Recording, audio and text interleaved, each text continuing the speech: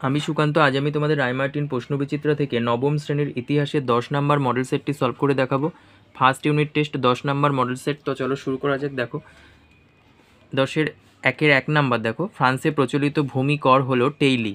তারপর দেখো 2 নাম্বার, কোনো বিপ্লবের বিরুদ্ধে কেউ বিপ্লব ঘটালে তার নাম বলে, তার নাম হলো প্রতিবিপ্লব। তারপর দেখো 3 নাম্বার, থার্মোডোরীয় প্রতিক্রিয়া ঘটে লাল সন্ত্রাসের বিরুদ্ধে। তারপরে দেখো 4 নাম্বার, কনকর্ডাট চুক্তি স্বাক্ষরিত হয় 1801 সালে। তারপরে দেখো 5 নাম্বার, সাকুলোরা ছিল তৃতীয় সম্প্রদায়ের মানুষ। আচ্ছা, তারপর দেখো 6 নাম্বার, রাষ্ট্রকে বাঁচাতে হলে রাজাকে মরতে হবে, কথাটি বলে রোবোস্পিয়ার। তারপরে দেখো লিপজিগের যুদ্ধ ঘটে 1813 সালে। 8 নাম্বার, ট্রাফালগারের যুদ্ধে জয়লাভ করে ইংল্যান্ড। 9 নাম্বার, জাতিসমূহের যুদ্ধে অংশগ্রহণ করে ইউরোপের 13টি জাতি। 10 নাম্বার, বিশ্বকোষ সংকলন করেন দিদেরো ও এলেমবার্ট। তারপর দেখো 2-এর 1 নাম্বার, ফ্রান্সে মেটায়ার কাদের বলা হয়? ফ্রান্সে দরিদ্র ভাগচাষীদের মেটায়ার বলা হয়। 2 নাম্বার, বাধ্যতামূলক শ্রমকরকে কী বলা হয়? করভি। তারপর দেখো 3 নাম্বার, কোড নেপোলিয়নের কটি ধারা রয়েছে? 2287টি ধারা। 4 নাম্বার, দ্বিতীয় শক্তি জোট কোন কোন দেশ নিয়ে গঠিত হয়? ইংল্যান্ড, অস্ট্রিয়া, রাশিয়া, তুরস্ক, নেপলস এবং পর্তুগাল। দেখো 3-এর 1 নাম্বার, ফ্রান্সে জেকোবিন শাসনের প্রকৃতি কীরূপ ছিল? এটা পাঠ্য বই থেকে একটু দেখে নেবে। 2 নাম্বার, দেখো ফরাসি জনগণ কেন বাস্তিল দুর্গ আক্রমণ করেছিল?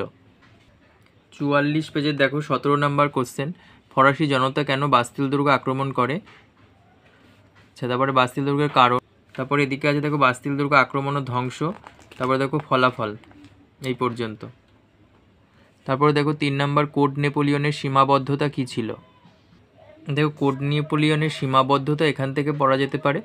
1 নাম্বার, দেখো এই আইনবিধিতে পুরনো যুগের মতো রোমান আইনকে অতিরিক্ত গুরুত্ব দেওয়ার সমাজে স্থিতি আসে, কিন্তু এর ফলে সমাজে প্রগতিশীল পরিবর্তনের সব পথ বন্ধ হয়ে যায়।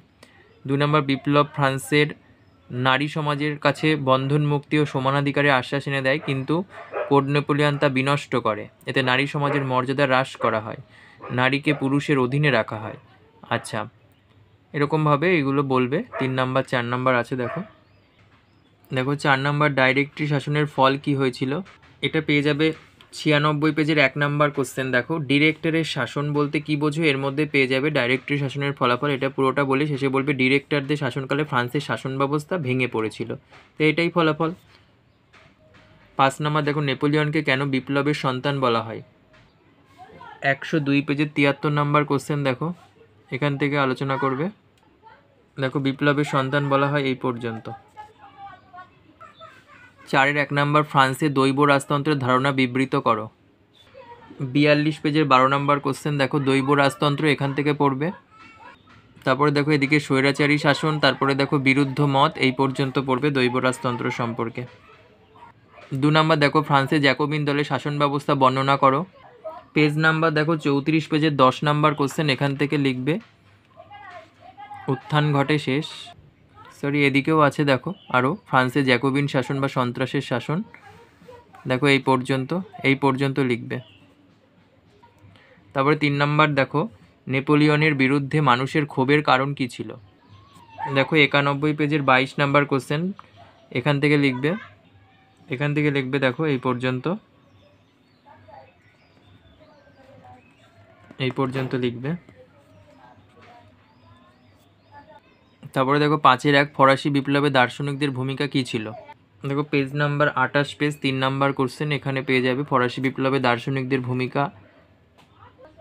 এই পাশে দেখো ভলতেয়ার, তারপরে আছে রুশো। আচ্ছা, তারপর আছে দেখো দিদেরো এলেমবার্ট, তারপরে দেখো ফিজিওকার্টস,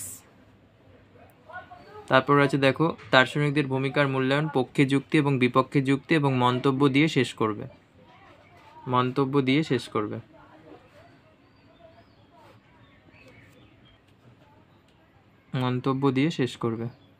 তারপরে দেখো 2 নাম্বার, নেপোলিয়নের রাশিয়া আক্রমণের বর্ণনা দাও।